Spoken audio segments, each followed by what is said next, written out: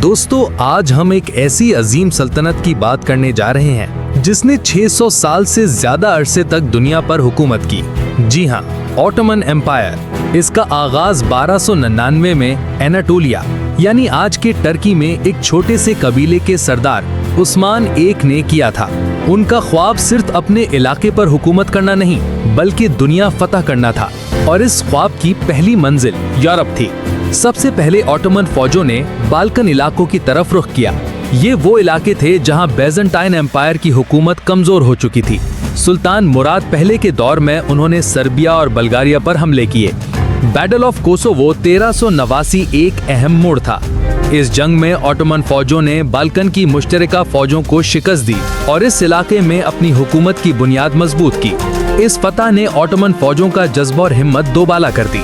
लेकिन Ottoman history का सबसे अजीम वाकया 1453 में पेश आया। सुल्तान महमद एक और भो दोनों, जिन्हें अल-फातह के नाम से जाना जाता है, उन्होंने कॉन्स्टेंटिनोपल पर हमला किया।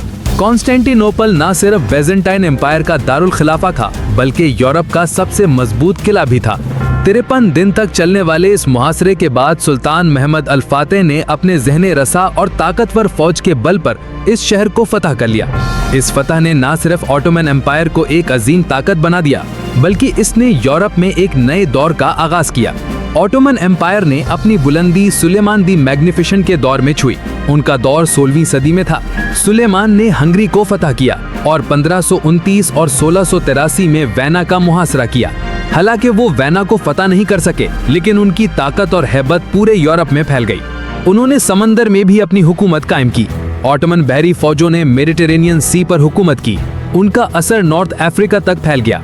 ऑटोमन हुकूमत ने न सिर्फ यूरोप पर सियासी और फौजी तौर पर असर डाला बल्कि सकाफती और माशी तौर पर भी गहरे असरात छोड़े। उन्होंने यूरोप में आर्किटेक्चर, आर्ट और साइंस को मुतासिर किया। लेकिन हर अजीम सल्तनत की तरह ऑटोमन एम्पायर को भी जवाल का सामना करना पड़ा। 17वीं सदी के बाद उनकी ताकत कमजोर होना शुरू हो गई। 18वीं और 19वीं सदी में ऑटोमन एम्पायर के खिलाफ बगावतें शुरू हो गईं। यूरोप की ताकतों ने इस हालत का फायदा उठाया और ऑटोमन इलाकों को अपने कब्जे में लेना शुरू कर दिया। इस दौर में ऑटोमन एम्पायर को सिक मैन ऑफ यूरोप कहा जाने लगा। वर्ल्ड वॉर 1 में शिकस्त के बाद इस अजीम सल्तनत का खात्मा हो गया। 1922 में टर्की की जमहूरियत का कयाम हुआ। तो दोस्तों, ये थी ऑटोमन एम्पायर की यूरोप फतह की मुकम्मल दास्तान। एक ऐसी कहानी जिसने दुनिया की हिस्ट्री को बदल कर रख दिया। ऐसे ही दिलचस्प और गहरे तारीखी वाक़यात जानने के लिए आखिर तक चैनल को सब्सक्राइब करें और मजीद दिलचस्प कहानियों और उनकी गहराई को जानने के लिए आखिर तक चैनल को सब्सक्राइब करना ना भूलें।